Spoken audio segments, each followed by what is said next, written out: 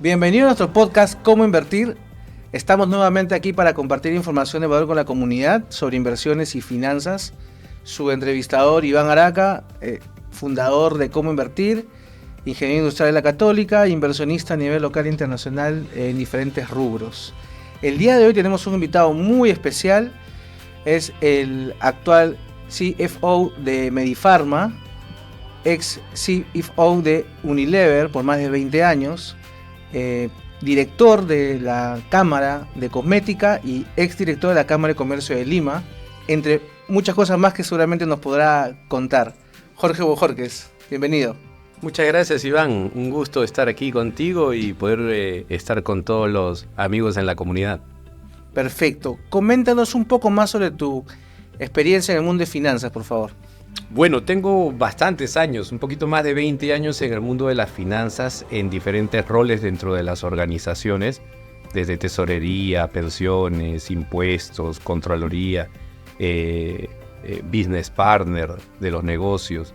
Y a nivel personal también desde hace mucho tiempo hago inversiones, reviso fondos y hago inversiones propias también. También tengo mis emprendimientos propios que seguro pues los conocerás ya mirando mi perfil. Perfecto. Te explico sobre nuestra dinámica. Nosotros con la comunidad hemos comentado esta iniciativa y nos han hecho algunas preguntas para tocar en este podcast. Asimismo, algunas frases que cuando hacemos webinars con ellos resaltan y han escogido para que lo toquemos en este momento. Así que perfecto. Vamos a empezar abriendo el sobre número 1, vamos a ver qué es. Excelente, ¿qué nos dice la comunidad? ¿Qué nos dice la comunidad? Siempre es importante, las comunidades buscan aprender, buscan que les compartan información. Y empezamos con el sobre número 1. Toma de decisión de inversiones en empresas. Mira, perfecto para ti. ¿Cómo es el proceso de toma de decisiones de inversión en empresas? Tú como CFO de Medifarma y otras empresas importantes en el país. Hay un proceso lógico, hay una estructura obviamente que tiene que seguir ciertos controles, ciertas reglas, ciertas normas, ¿no? Que se basan en el principio de gobierno corporativo o corporate governance, como lo llaman en sus siglas en inglés. Generalmente hay un comité de inversiones, de inversiones que es liderado por el CFO de la compañía, incluye al equipo de finanzas corporativas o de M&A. También incluye obviamente al CEO de la compañía e incluye al directorio de la organización, si en este caso tiene influencia en este nivel de decisiones, ¿no? Hay un gobierno corporativo que existe, que regula la toma de decisión. Entonces no está apalancada en solo una persona, sino que es entendida y revisada por diferentes personas que tienen la experiencia para hacerlo. Ahora, ese es el proceso de del pensamiento.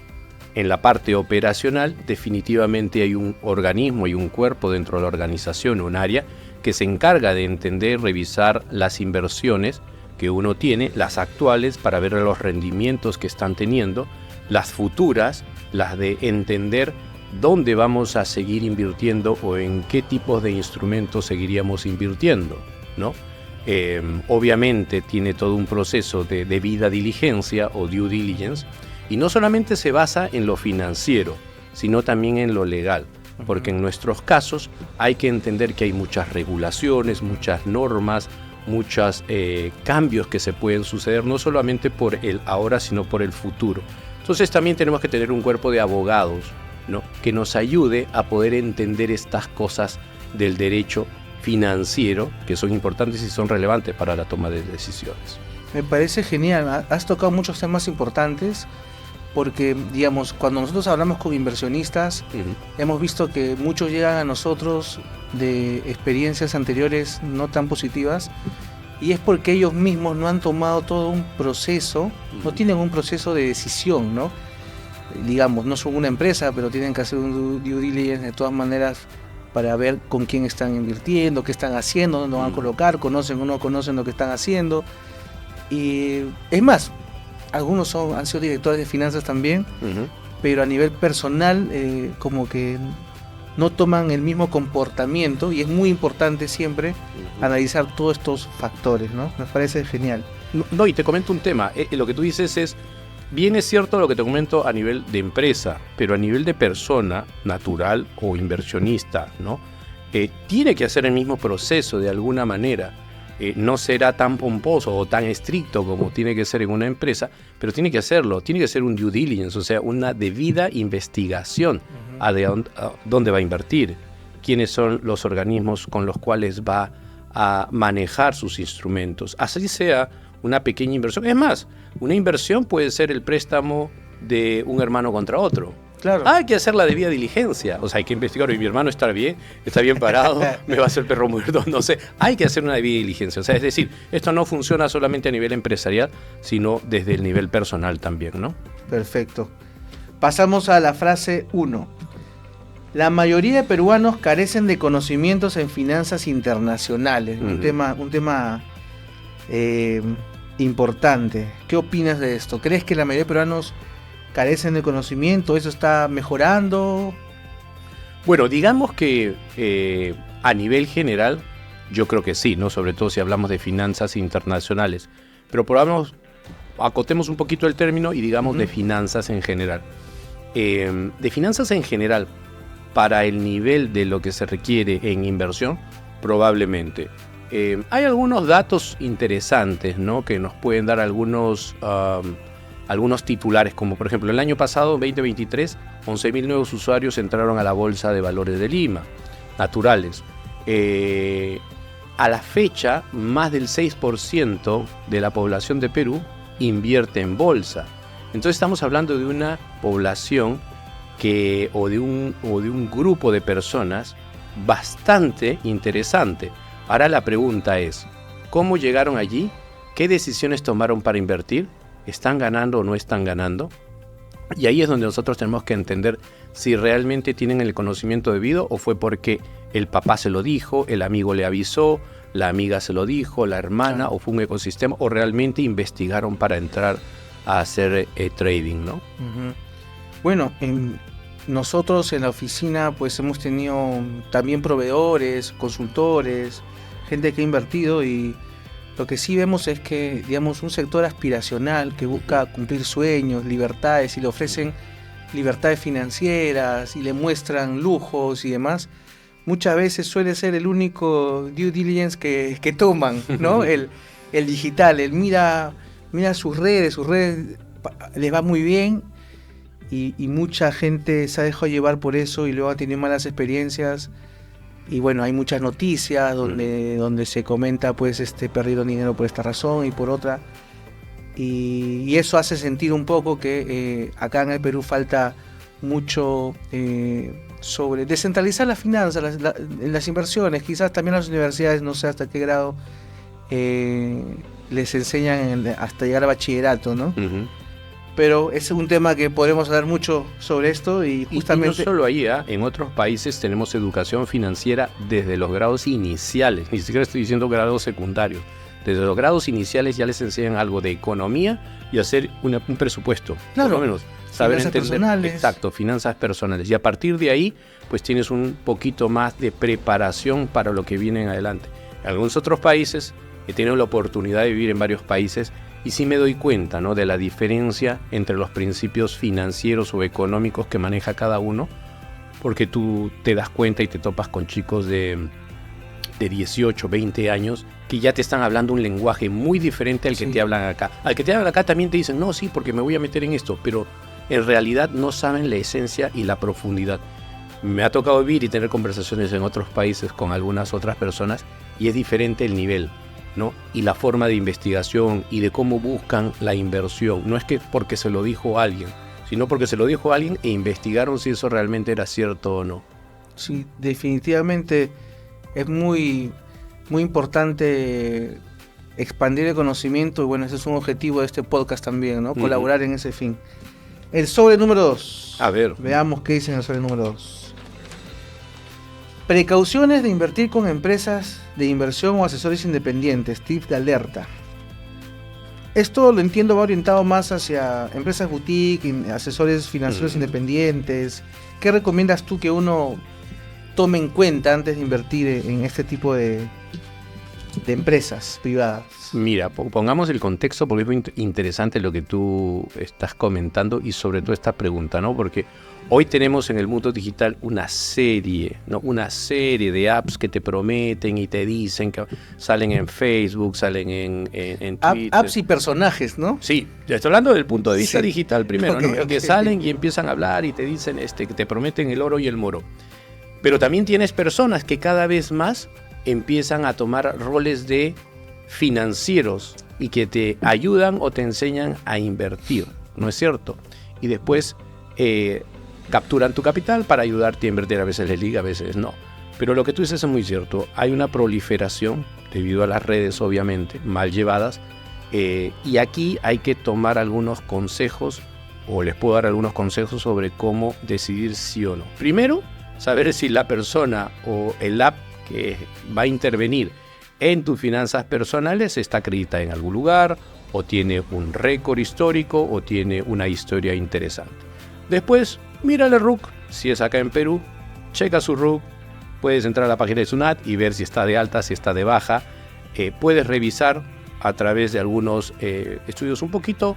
No te cuestan mucho, algunos simplemente son muy baratos. Estoy hablando entre 5 o 20 soles para averiguar todo el perfil financiero que existe de esta persona, ¿no? Entonces es entender quién te va a ayudar, qué experiencia tiene, ¿no? Y no solamente dejarte llevar por la red social. A mí, a veces me llaman primos y me dicen, oye Jorge, mira, que me ha salido en Facebook este nivel, esta app que dicen que si yo pongo aquí dinero voy a poder recuperar 20, 30% en un corto plazo. Le digo, primero si sale así, hay que dudar, hay que pensar, me digo que no, pero hay que investigar. Siempre la debida diligencia, el due diligence, es importante, ¿ya? Es hacerlo. Segundo, es tener un portafolio, o pensar en portafolio y en apetito de riesgo. Uno tiene que saber qué tipo de riesgo tiene, ¿no?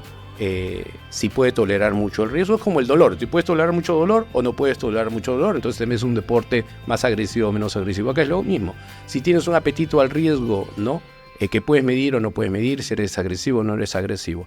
Y después definir, tú vas a tener un capital, un dinero, definir una pirámide. ¿Cuánto de eso va a quedar como seguro? Donde vas a poner inversiones que tienen cero riesgo. Después, ¿cuáles? En una mediana van a tener un porcentaje de riesgo más o menos medido. Y una donde tienes un riesgo muy alto, ¿no?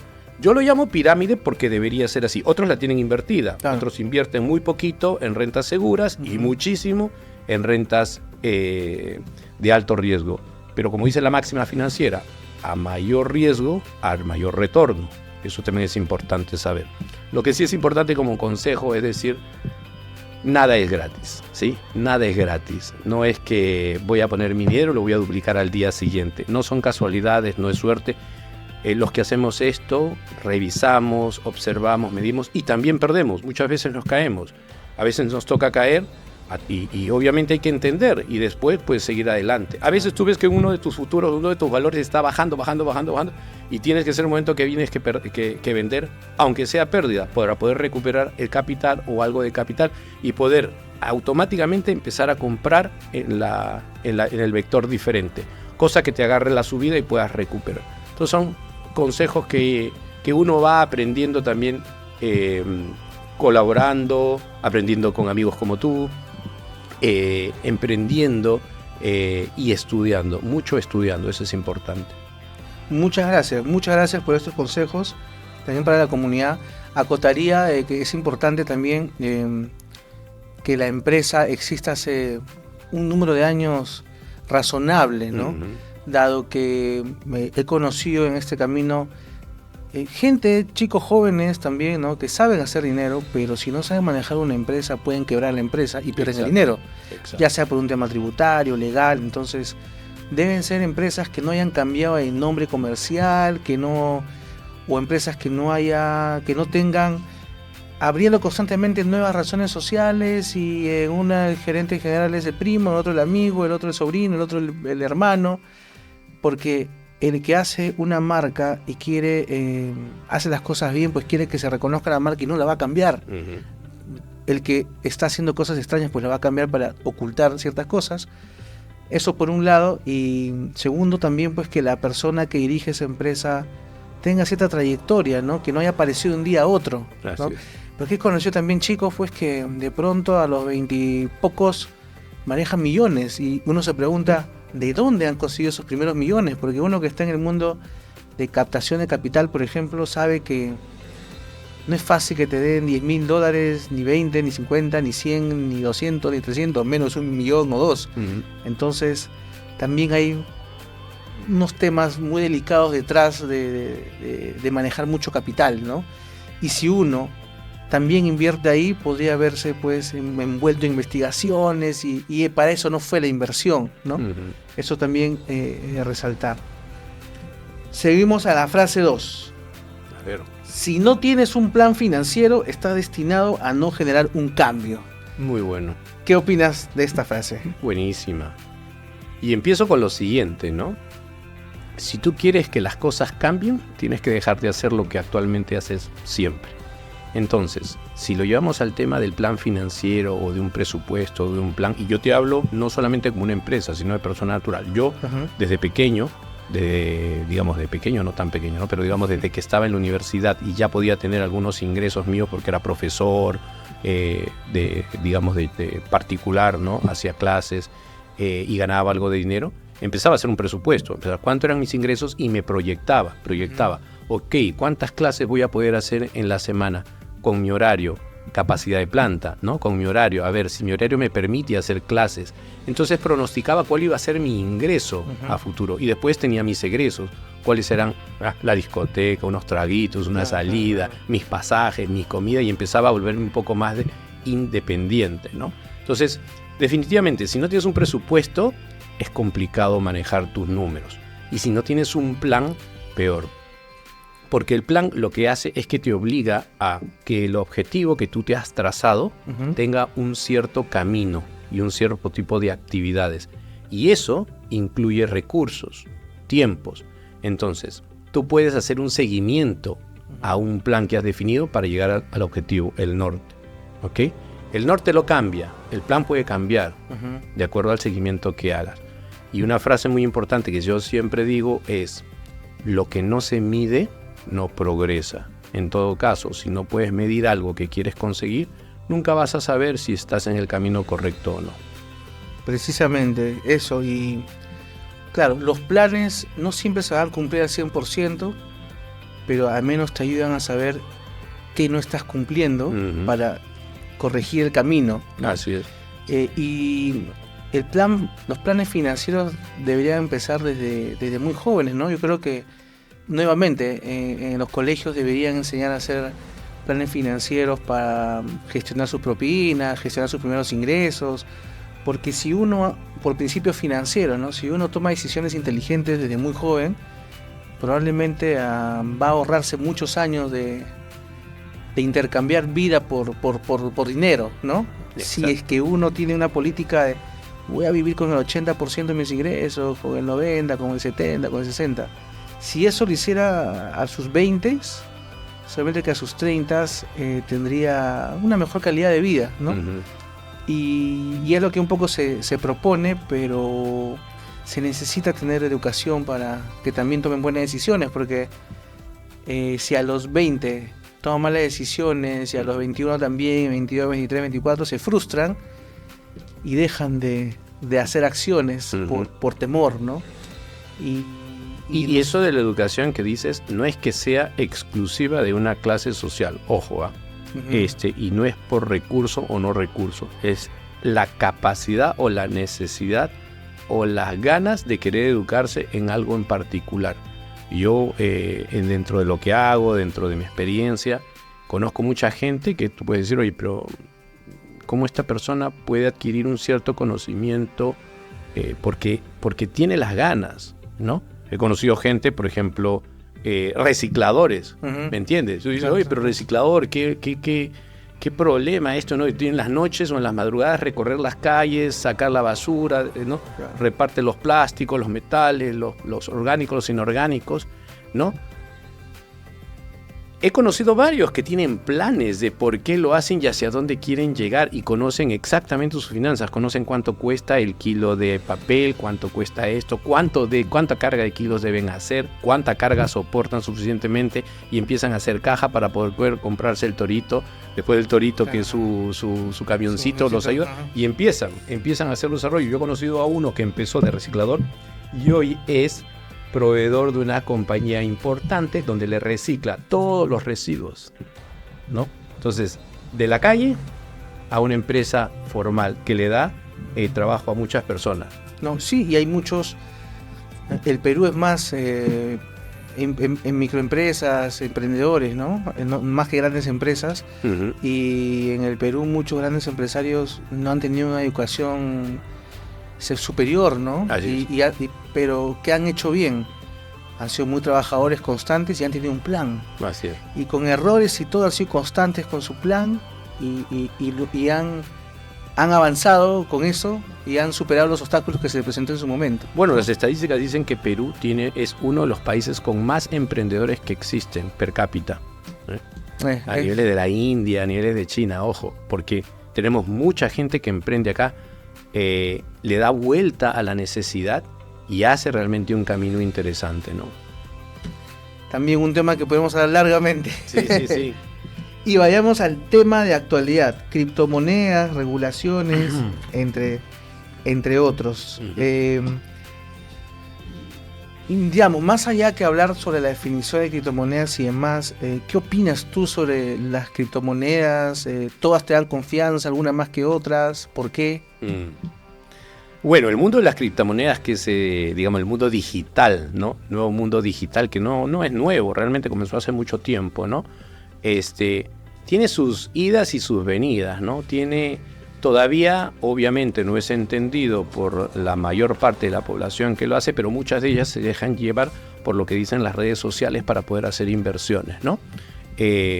Yo en general sí también tengo algunas inversiones que tú sabes, las tenemos en criptomonedas, pero generalmente las tengo en Bitcoin, Ethereum, Ether por ahí, que es una nuevecita. Las más sólidas. Que son más sólidas, ¿no? Porque tú puedes encontrar un abanico gigante de criptomonedas, ¿ya?